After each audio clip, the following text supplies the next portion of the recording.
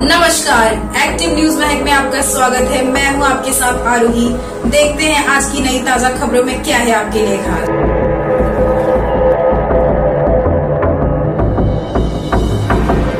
उस विश्वास को आप कैसे निभाओगे? यहाँ का आपका विकास का रोड मैप क्या होगा?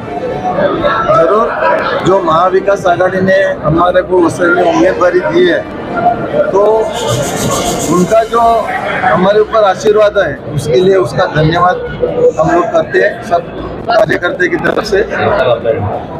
मगर महाराष्ट्र में जो महाविकास का सरकार है वो अभी 100 और 1% बैठने वाला है। और वसई का सीट जो है, वसई का सीट ये वसई जो है वो अन्ना साहेब वर्तक से भाऊ साहेब वर्तक से पूरा कांग्रेस का एक जिला है, मतलब किला है, तो गढ़ है। तो इसमें अभी जो वसई के लोगों का एक जो मिल जाए तो हम लोग वसई कर पूरे रास्ते पे उतर के और जनता मतदान करके कांग्रेस को जीत देंगे। इतना लोगों से मन में दिख रहा है और वातावरण में दिख रहा है। यहाँ की प्रमुख समस्याएं क्या है और आप प्रमुख समस्याओं किस तरीके से आप उसको हल करने की दिशा में? वसई की समस्या तो बहुत है। इस बरस से वसई में खाली नागरीकरण हुआ है, उसकी नागरिक सुविधा बिल्कुल मिलती नहीं है।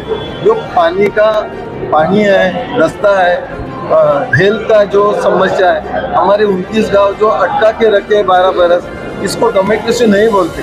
उस 69 ग्राम पंचायत गांव का जो पानी है, जो टाकी बांध के 18 बरस उसमें पानी नहीं छोड़ा, तो उसमें बहुत पब्लिक का रोष है। और जनता का रोष होने के कारण जनता पूरी अभी कांग्रेस महाविकास आघाड़ी के साथ में है। और इसमें महाविकास आघाड़ी के जितने कार्यकर्ते हैं वो बहुत, जो खासदारकी का इलेक्शन गया, भले वो हार गए मगर वो वसई से नहीं हारे, वो दूसरे जगह से ज़्यादा बैक फूक गए। तो इधर वसई का जो 133 है बहुत जोर से है। लास्ट टाइम में मैं सेने से लड़ा था, 77,000 वोट मिला। सहकारी पक्ष ने साथ नहीं दिया, इसलिए मेरा वो जीत नहीं हो सकी। मगर एक टाइम में 108 तक का जीत होने वाली है, उसमें कोई कितने वोटों से जीत होने वाली जरूरत नहीं। ये जो चुनाव है विशेष तौर पर किन मुद्दों पर लड़ा जाएगा? मुद्दे क्या होंगे? नहीं, वसई की जो समस्या है आप देखें ना कि पानी का समस्या है, जो ट्रैवलिंग का समस्या है। अभी जो बस आई है मेरे ख्याल से 60 करोड़ 80 लाख रुपया 10 महीना पहला ही आके इसके तिजोरी में पड़ा है महानगर पालिका में। उसको कोई बोला नहीं कि क्यों तिजोरी में डाला है, आज तक क्यों बसें चालू नहीं करती। इतना बरस के बाद में, इतना 10 महीने के बाद में, 10-11 वर्ष के बाद में जो 12 बसेस आई उसका उद्घाटन 15 अगस्त को किया, मैं भी उद्घाटन में था। तो बस अभी तक बराबर चालू नहीं हुई और कंपाउंड में कितना 2 महीना बस खड़ी रहेगी, उसकी बैटरी चोरी होगी। तो इसको व्यवस्था बोलते क्या? अगर कंपाउंड में बैटरी चोरी होती है तो तिजोरी का पैसा कितना गायब होता होगा? ये महानगर पालिका जो आयुक्त है, उसके सहकारी है, उसके कॉन्ट्रैक्टर है, इसके कारण बहुत वसई में भ्रष्टाचार दिख रहा है। और उसको लोक नेता जो है, मैंने बोलता है कि उसने उसको सहकार्य किया है, मगर उसके ऊपर कंट्रोल करना उसका काम था, वो उधर वो कम पड़ गए। इसलिए ये लोग महानगर पालिका आयुक्त के साथ में जितने भी भ्रष्टाचारी है वो आगे बढ़ गए। उसके ऊपर उसका जो ध्यान रखना मांगता था वो ध्यान नहीं दिया। उसमें वसई के जनता को बहुत सहन करना पड़ा, बहुत भोगना पड़ता है। तो इसलिए वसई की जनता त्रस्त है और अभी 100% महाविकास के हाथ में पूरी वो जनता साथ में है। और महाविकास आघाड़ी की वसई की जो सीट 108 तक के आने वाले हैं, मगर 6 के 6 सीट पालघर जिले की निकलने वाले हैं। महाराष्ट्र में पूरा 175 से लेकर 180 तक सीट आके महाविकास आघाड़ी का राज चलेगा, महाविकास आघाड़ी का सीएम बनेगा और वसई पूरे महाराष्ट्र में सत्ता महाविकास आघाड़ी की चलेगी। सत्ता पक्ष का आरोप होता है कि जो भी विकास काम है वसई विहार का वो हमने किया है। अभी तक विरोधी सिर्फ आरोप लगाते हैं। नहीं, उसके अगर इतना उसका कॉन्फिडेंस है तो जो अभी खासदारकी का इलेक्शन हो गया वो उनका 3 नंबर में गया।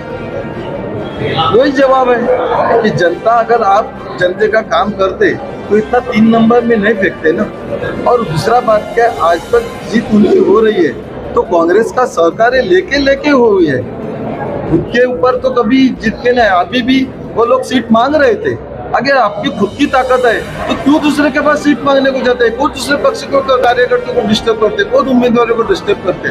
ये नहीं होना चाहिए। ये टाइम में उसकी डाल पकी नहीं, और अभी जो महाविकास आघाड़ी है वो सब एक साथ में काम करके करेंगे, और महाविकास आघाड़ी का महाराष्ट्र में झंडा फड़केगा और पालघर जिले में और वसई में भी फड़केगा। महाविकास आघाड़ी के आपके जो घटक दल है उसमें कुछ लोग जो है नाराज है, वो भी उम्मीदवारी की मांग कर रहे थे, तो आप उनको कैसे संतुष्ट कर पाओगे जिसमें एनसीपी या शिवसेना है? मांग करना, देखो हम लोग ने भी खासदार की मांगी थी, मिली क्या? तो हम लोग किधर नाराज हो गए? हम लोग तो जितना भी कांग्रेस वाले हैं वो दिन रात एक करके वो टाइम में पूरा प्रचार किया है।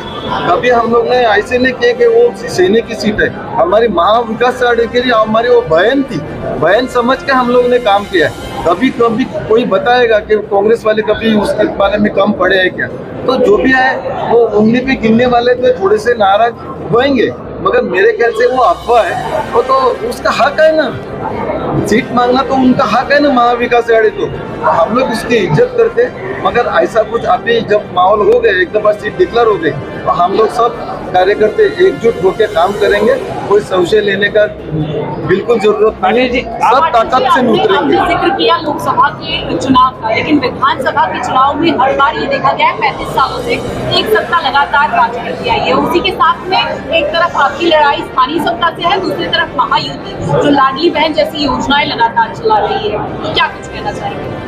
नहीं, लाडली बहन का जो है ना, तो लाडली बहन का उसने जो उनको 1500 रुपया देने का जो वादा किया है, मैं उसका आदर करता है, मगर एक हाथ से पैसा लेने का, दूसरे हाथ से पैसा निकालने का, इसको कोई मतलब ये काम किया ऐसा कोई और लाडली बहन का सम्मान किया मैं नहीं मानता है। क्यों? अगर गैस का कम करो, तेल का कम करो, जो उसको फैमिली को जो लगता है, अपने को रोज का डेली खाना पीना लगता है, उसका अगर कम करते, उसमें से 2-3 हजार बचते तो वो सम्मान बढ़ा था। अगर ये 1500 रुपए दे के 3000 रुपए लेके, अभी दूध के ऊपर टैक्स, दूध पे टैक्स कभी रहता है क्या? छोटी छोटी चीज के ऊपर टैक्स है। बैंक से पैसा निकालो तो कुछ भी फाइन करो, सब हिसाब किताब दे दो, तो इसको कुछ फायदा नहीं है। लोग समझते हैं, लेने वाले ने लिया होगा, मगर अच्छे हमारे बहनों को जो उसने गिफ्ट दिया, हम उसके लिए उसको मतलब बहुत आदर मानते हैं उसके लिए। मगर ये जो महंगाई है, अगर महंगाई करे, डीजल है, पेट्रोल है, तेल है, कितनी महंगाई है, ये महंगाई के कारण लोग तो त्रस्त है और उनको सपोर्ट देने वाली नहीं है। रही बात स्थानीय सत्ता की, तो वो इसे अपना गढ़ बताते हैं। स्थानीय सत्ता की बात करें, उसका भी मैंने अभी क्वेश्चन किया, तो इसे अपना गढ़ बताते हैं। हाँ। क्या कहेंगे, कैसे लड़ाई? नहीं, आपने देखा ना, मैं अभी बोला कि वो सपोर्ट लेके आगे जाते थे। एक टाइम में भी सपोर्ट मांगने को जा रहे थे, बहुत उसने कोशिश किया, मगर उसका हुआ नहीं। लास्ट टाइम में उसको 1,02,000 वोट गिरे थे, तो अभी खासदार के टाइम में 51,000 पे आए, तो वो कांग्रेस का सपोर्ट नहीं मिला ना। वो टाइम में कांग्रेस का, राष्ट्रवादी का जो भी उनको सपोर्ट करने वाले जिसने सीट छोड़ा था, उसका सहकार के कारण उनका वोट अगर कम करो तो उसकी गिनती कितने में आती है, उन्हें ना। तो हमारा उसके बारे में बोलना नहीं, हमारा काम करना है, हम जन सेवा करना है, और वसई की जो भी व्यथा है वो मिटाने के लिए हमने पूरे वसई विकास महाविकास आघाड़ी पूरे रास्ते पे उतरेंगे, और हमारी पक्की है, इतना मैं बोलूँगा। फॉर्म कभी भर रहे आप? त्रिकोणीय मुकाबला होने की पूरी उम्मीद है, त्रिकोणीय मुकाबला होने की पूरी उम्मीद है। आपके मुख्य प्रतिद्वंदी कौन है, बहुजन विकास आघाड़ी या महायुति? अभी खासदार की बीजेपी के आने के कारण उसका मनोबल थोड़ा बढ़ गया, तो हम लोग मानते हैं। अभी बहुजन विकास आघाड़ी है, जो उनका खासदार के टाइम में जो मनोबल टूट गया है, जो 51,000 में 1,02,000 से 51,000 में आई है, तो उसमें हम लोग मानते नहीं कि हमारा वसई मतदार संघ है वो बहुत अच्छे से ताकतवर है। वो टाइम में थोड़े से हमारे 20,000 लोग बाहर घूमने को गए थे, इसलिए हमारा तो 90 तक हमारा इरादा था कि मिलेंगे, मगर हम लोग का